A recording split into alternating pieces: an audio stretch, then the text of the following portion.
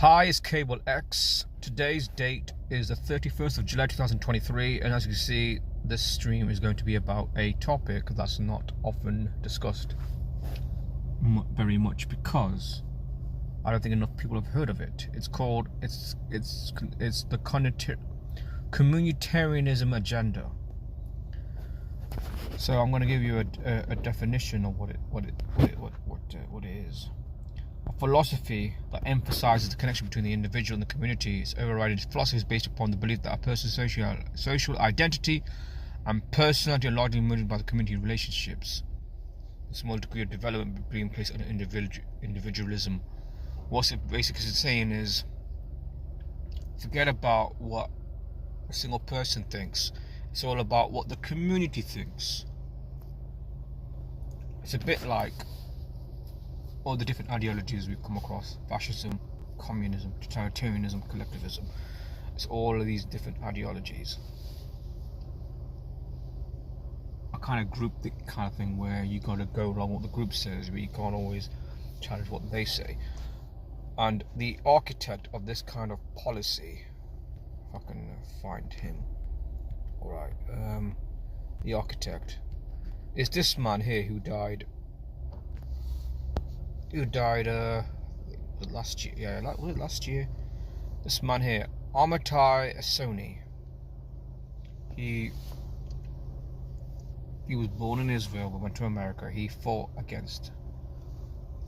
for the right for Israel to exist. Basically, for those who don't know, there were groups in Israel that fought violently against the British to form their own state, but they used terrorism. So this guy has a terrorist background. So this guy is undoubtedly has ties to Israeli military intelligence. I commented on everything from nuclear arms race to therapy to investigating home abuse as well. That's not what his specialty is, but here's what his specialty is. Amitai Esoni, the Israeli-American sociologist who drew wide attention and storms of derision by fathering the communitarian movement. A vision of society in which people are asked to care less about their own rights than about one another and common good. So yeah, he died last year. He was 94.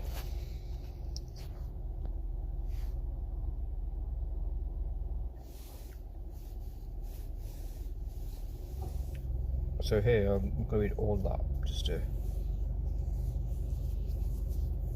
None hit his home with greater force than communitarianism, which he named, interpreted and promoted for 2 decades, starting in the 90s.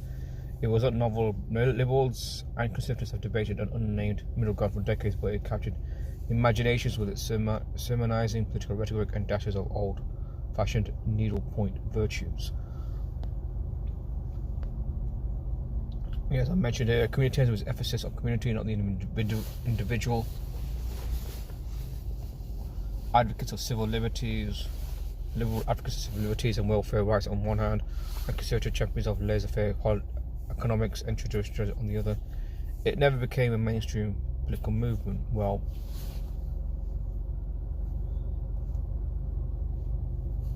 it didn't. It was just adopted by those in power. That's the point. There isn't going to be a communitarian political party, but these ideologies have been adopted by pretty much every government in the world, and you guys, and we don't know it. Yeah, followings in America and Europe. Yeah, it's there. The criticism of this communitarianism agenda, and by the way, this also ties into Agenda 2030. You know, where property rights are gone, and as well as the the global warming, climate change agenda as well. A cloak for authoritarianism.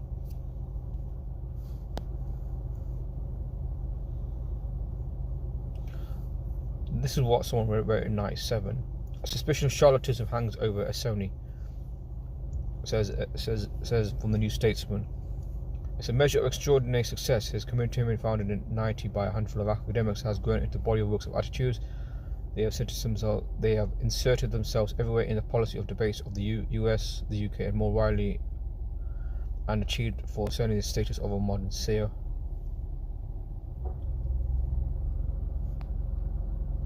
Yeah, he founded the Communitarian Network. He conferred. Well, he's actually he's like one of those top advisors, like Clinton, Blair, Chancellor of Germany, Prime Minister of the Netherlands, Obama twice when he was a candidate as well. Then using geometry, the passage into words. In reverse trigonal, it equals 2,220. Take the 0 out. It's a 222. Order Archaeos is 222.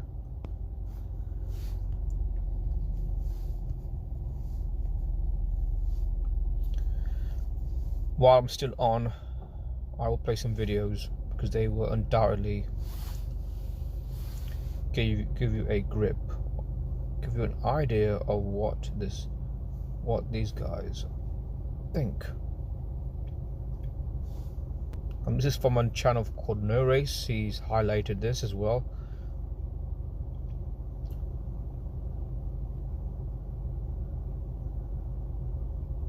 This is from the late Nikki Rapiner. She's the very first person to talk about this, but unfortunately she passed away. I think, was it last year, the year before?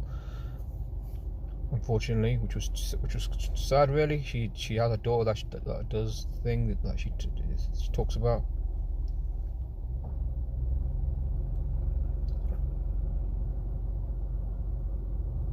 Just play a video from much individualism, and what we need now is balance. Etzioni has always lived in the world of ideas, mostly in the ivory tower of academia, and for the last 13 years at George Washington University in Washington, D.C. Many of the ideas of the 64-year-old sociologist have found their way into numerous articles and books.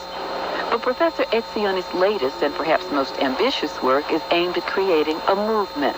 It is called the Spirit of Community. Its aim to create a new moral, social, and public order based on restored community. New social and public order. Does that not sound like a new world order? It's my first time actually watching this video, but I've come across this video, but I've not watched the whole. So I'm going to play it for those. The communitarian movement, and define it in 25 words or less, if you can. I'll try. It's a group of people who came together from all over the country to shore up the moral, social, and political foundation of the society. Families, schools, neighborhoods, to do it ourselves. I live in Washington. A lot of people say, what will Clinton do for us? But we all have to participate. We can't just lay it on the president. We have gone too far in our concern for individual rights, unmatched with individual responsibilities. We have too many people who want to take and not give. We have too much of a good thing, too much individualism. And what we need now... Too much individualism. He's basically saying your rights don't matter. Your rights do not matter. I'm not going to put words in his mouth, but he obviously doesn't value free speech either, or the right to protest. I mean, there was another clip where he, when it comes to right of a terrorist suspect, he doesn't think that they should have rights too. So if if you're accused of terrorism, he says you shouldn't have any rights. Your rights should be done away with if you are guilty in the public life of being a terrorist, even though you're not been proven in a court of law to be a terrorist. But he don't care about rights. So before I carry on, just want to check it on into chat.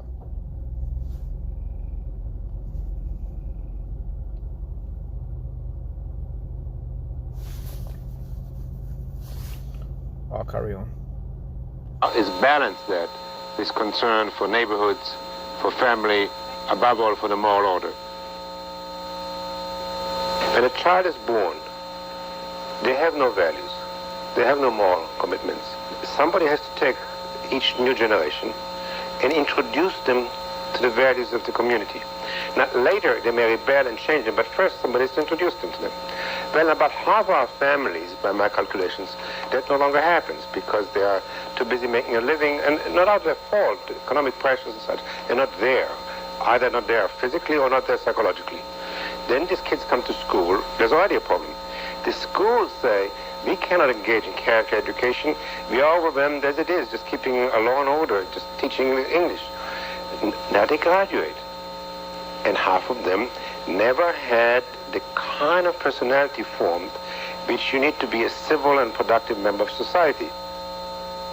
We tend to think about the nation as a lot of individuals, but in effect there are important communities, ethnic communities, racial communities, and in the past there was an idea that they should all melt away their heritages and all become unhyphened Americans.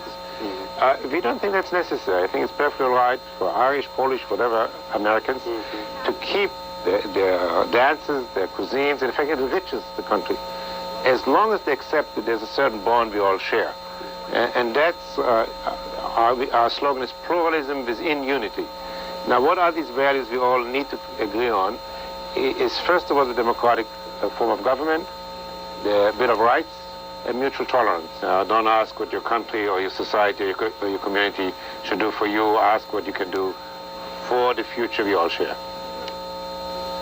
When we ask young Americans if they would insist on their right as due them to be tried before a jury of their peers if they caught committed a crime, they all say, of course, that's one of my rights. When we ask them would they serve on a jury, and they say, not me, I'm busy, I get some unemployed, some retired citizen. Well, the illogic of it, you cannot have a jury of your peers if your peers won't serve. You cannot take and not give in a community. Now, it's a small finding. In a much larger way, we do studies of what Americans feel about the government. And we find a lot of Americans feel the government is too big, it should be cut, there should be less taxes, less regulations. And then we ask them about government services, and they all say, oh, we need more health care, we need more child care, we need more housing, we need more education.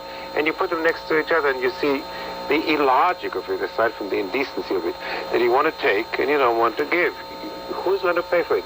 There is in the end no Uncle Sam with a deep pocket who can take care of it all. Or one last example. Many Americans, not all, but the overwhelming majority of Americans were very, very proud what we did in the Gulf. They don't want to serve in the armed forces. They don't want the children to serve. They don't want anyone to pay for it. Well, if you want to have defense, if you want to have government services, if you want to have a moral community... That's enough.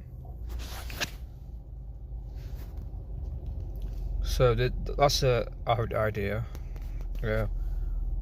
This is from late Nicky Rappler. Community policing is a program that was introduced under the... She's author of a book, 2020 Our Global Future. Fortunately, though, I gotta highlight that her book, her research has been plagiarized by other people, and people tend to forget that she's the one that's brought up this whole communitarianism agenda 2030. I mean, all that, she brought it up. She's like, one of the OGs.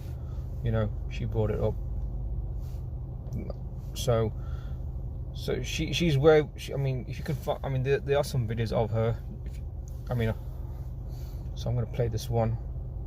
So as I'm saying that, I highly recommend you try to watch her videos.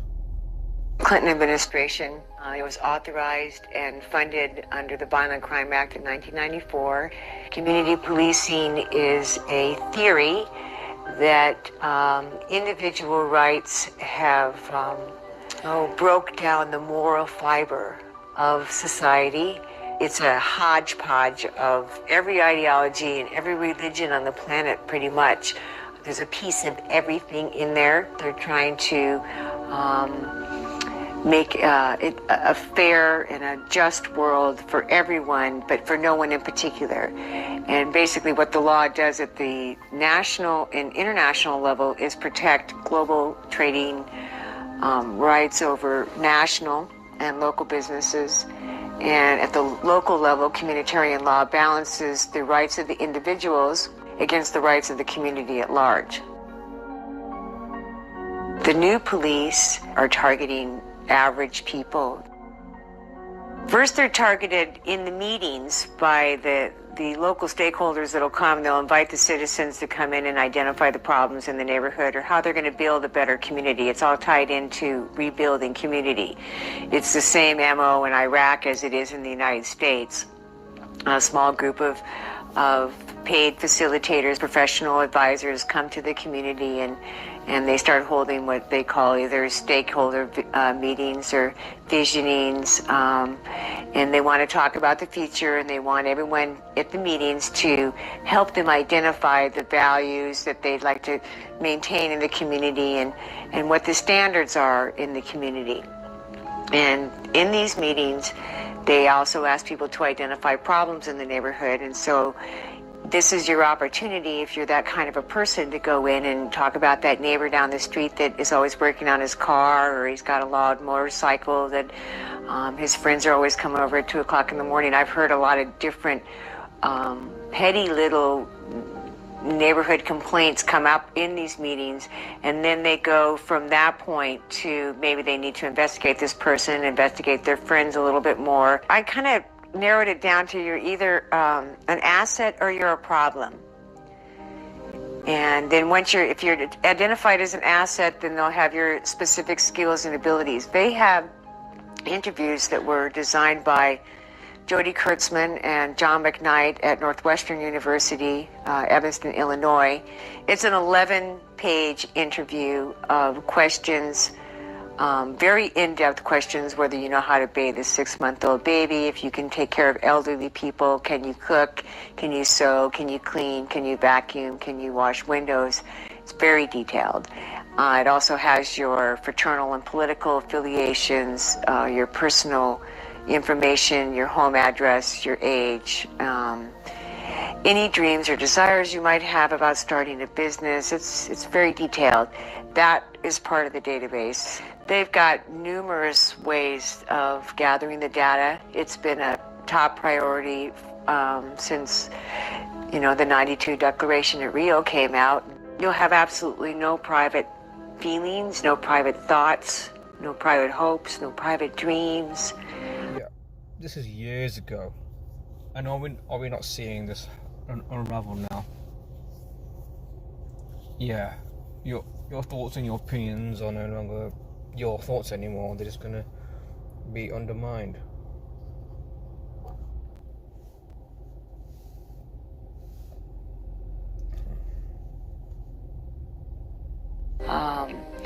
The types of information that they want, it just gets more invasive with every program that I see.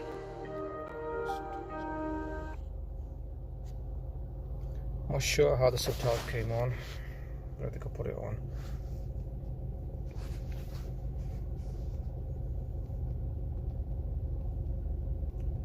So there are more videos I want to play as well. There's one. This is another one.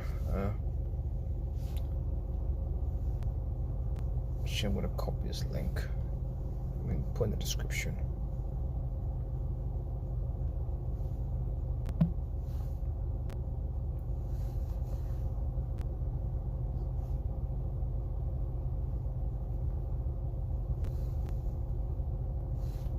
So this is another clip. This is another clip from Nikki Rabiner. She was on this show, The Mind Renewal, years ago. Too much. Communitarianism is a philosophy that emphasizes Individual citizens, the private citizens living in privately processes. It was a lot of reading. You and your daughter got into all this work. Well, we came up against the dictatorship of the community without knowing that that's what it was. And it took about a year. Yeah, just quickly, she's talking about how she first got into this. So I encourage people to listen to this whole. I mean, I ain't gonna play all of it, so I encourage people to watch it for themselves because it is a very informative video. just just play a few minutes of this. To follow the language through all of the reasons that were given to us for these illegal home invasions, land grabs, many of the sustainable development. She's talking about her experiences in Alaska, which is where she is born and originates from. That's where she was currently residing until she passed away. Her and daughter have been fighting this agenda, communitarian agenda, as we mentioned, Communitarianism agenda. Principles and practices that were happening in Seattle in the late 90s led us to find communitarianism, because that's where all of the terminology that they were using to justify their illegal actions was coming from. So it was a long process. It was a lot of reading, because these things are buried in documents that go on and on and on. They're very repetitive. They're difficult to follow. They twist the language in a...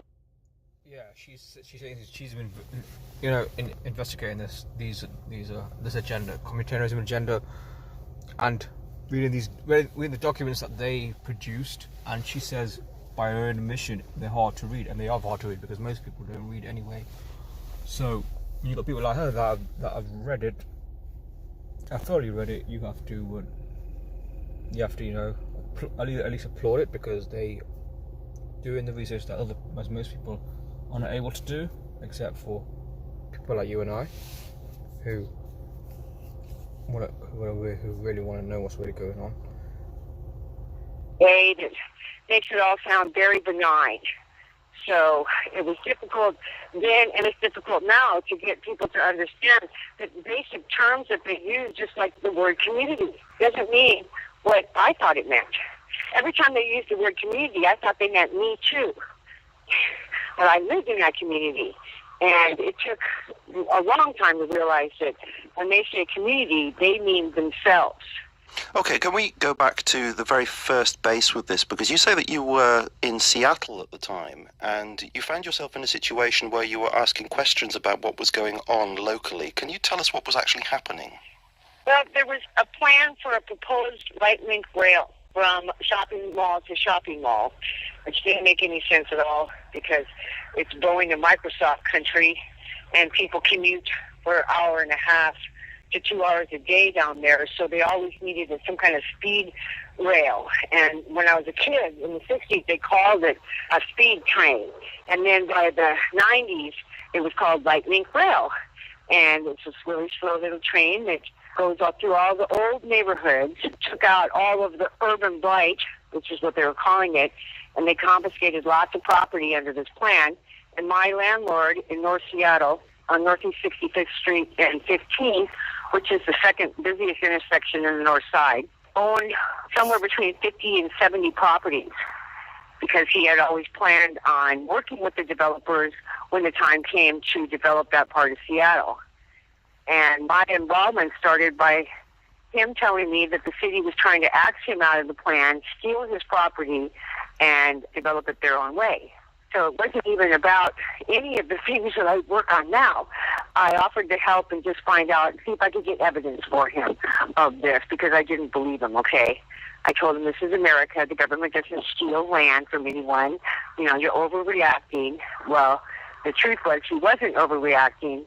And not only that, but inside the plans that I was studying to see what was happening with his property was where I found all of the new enforcement against the tenants. I wasn't a property owner.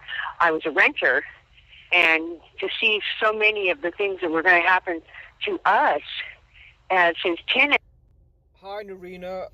How you doing? Nice to hear from you. Yeah, I'm just playing a video from Nikki Rappner, Communitarianism, the dialect of the New World Order. Just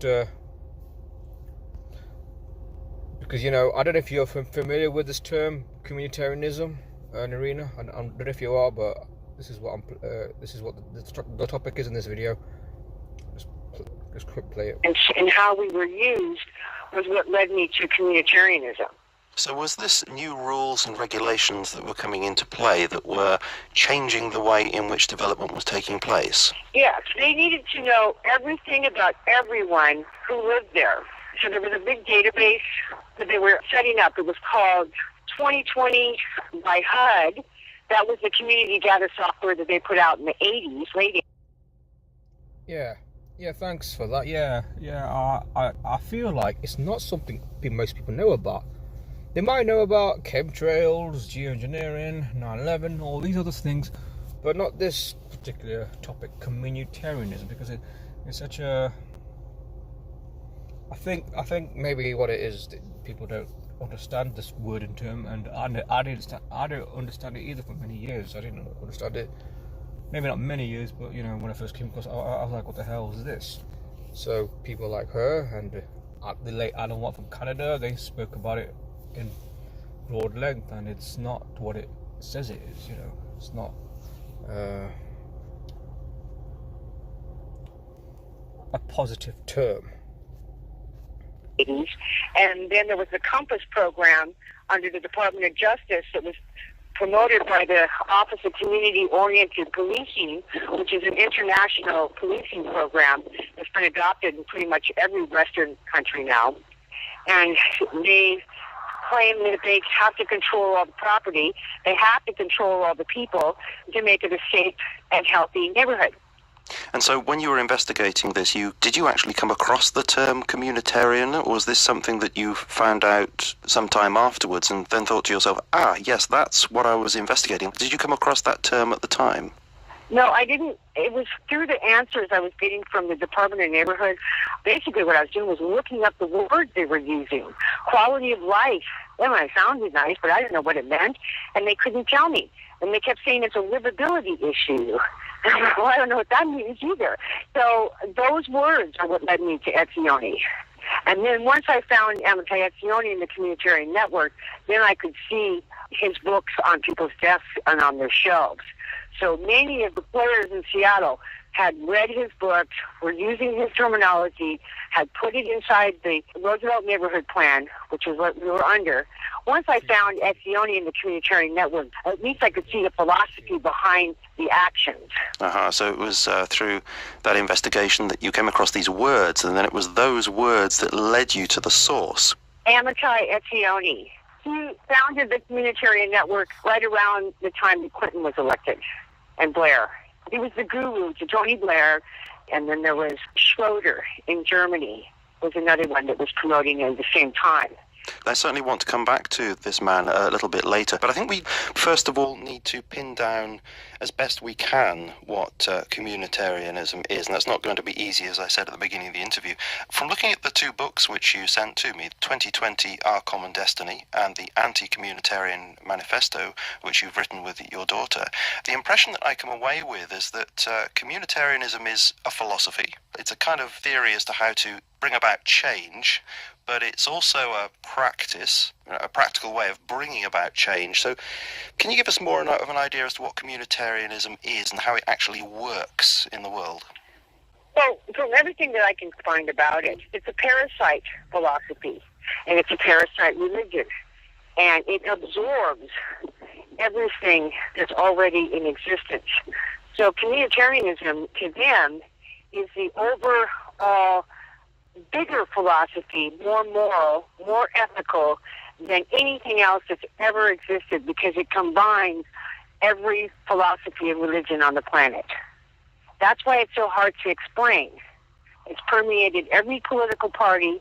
What they say is that they're balancing the world. It's all about balance. Balance between the individual and the community, as if there needs to be one. That we cannot operate separate from our community. And so therefore the community has to have the last say in everything that we do and how we live, where we live. Mainly it's a dictatorship. It's a scam to lure people with nice sounding terms to do things that will actually destroy where they live. And a lot more people who are actually genuinely working in sustainability, community gardens, all of the things that people are doing to try and buy local, produce local, everyone understands that that's a healthy place to be if you're not dependent on goods from other places, necessities, you know.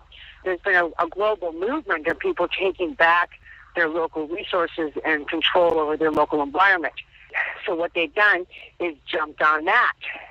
They're not the environmentalists per se, but they co-opted the environmental movement the same way they co-opted everything else they attach themselves to.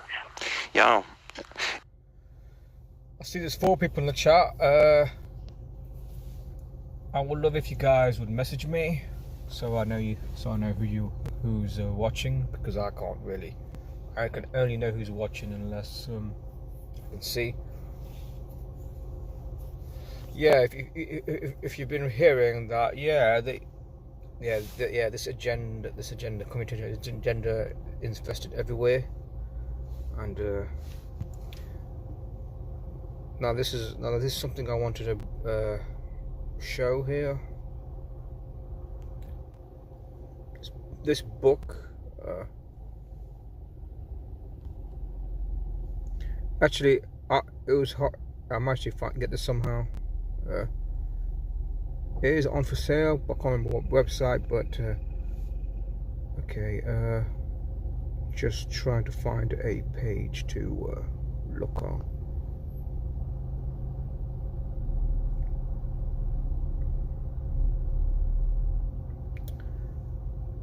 There was a page where it talks about the different words and terms, trying to make you understand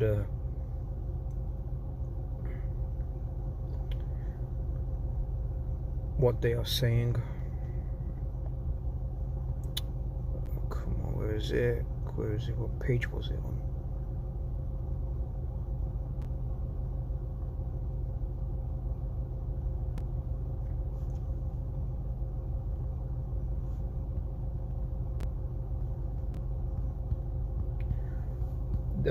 Basically, there's a section where it lists all the different words and what it really means. Like the community, what that really means, but I just can't find it.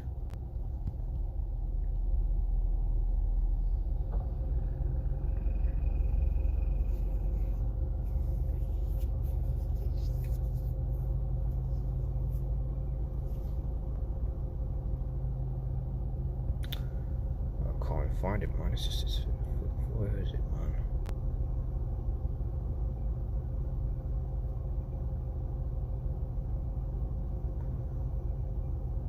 Don't you just hate it when you can't find what you're looking for?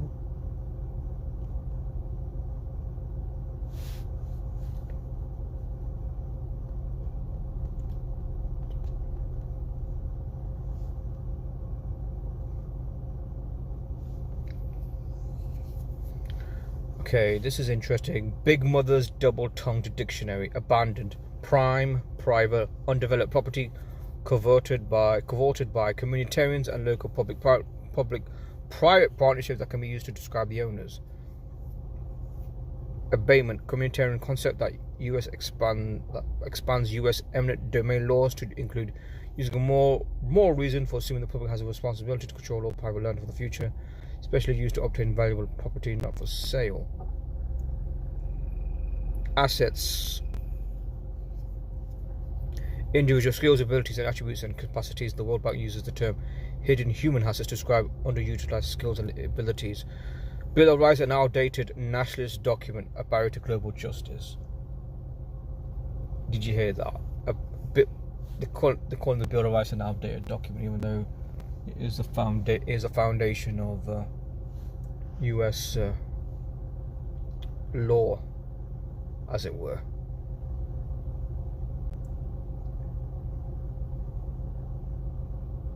Communitarian, one who cloaks fascist tendencies behind an obscure philosophy.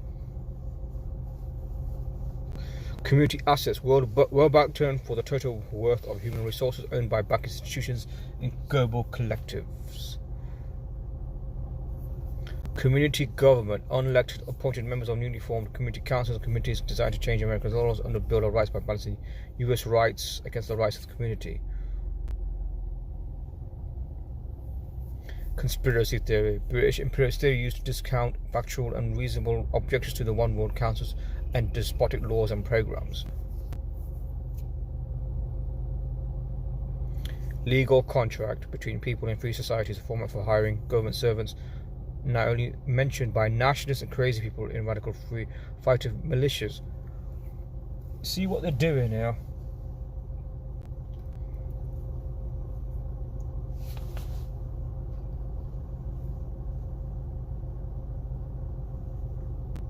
You see what's happening here.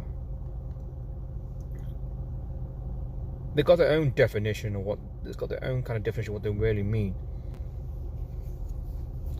They just want to take your rights away, ultimately.